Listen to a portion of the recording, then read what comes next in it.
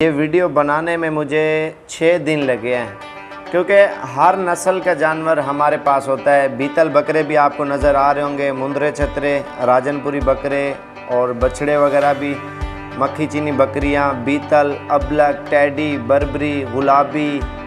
पाकिस्तान की जितनी भी नस्लें हैं अल्हम्दुलिल्लाह साबिर गोट फार्म डेरा गाजी खान में आपको इंशाल्लाह मिल जाएंगी। अगर आपने हमारा यूट्यूब चैनल सब्सक्राइब नहीं किया वो कर लें। फेसबुक पेज भी आप लाइक और शेयर और फॉलो करें, क्योंकि इसी तरह की अच्छी वीडियो और प्राइस के साथ ही आपको पाकिस्तान की जितनी भी नस्लें आपको सारी इंशाल्लाह हर वीडियो के अंदर आपको रोज़ाना दिखाएंगे। दूध वाली बकरियां, बच्चों वाली बकरियां, नाची बकरियां, गुलाबी बकरियां, गुलाबी बकरे, बच्चे, टापरी, पाकिस्तान की हर एक नस्ल आपको दिखाएंगे।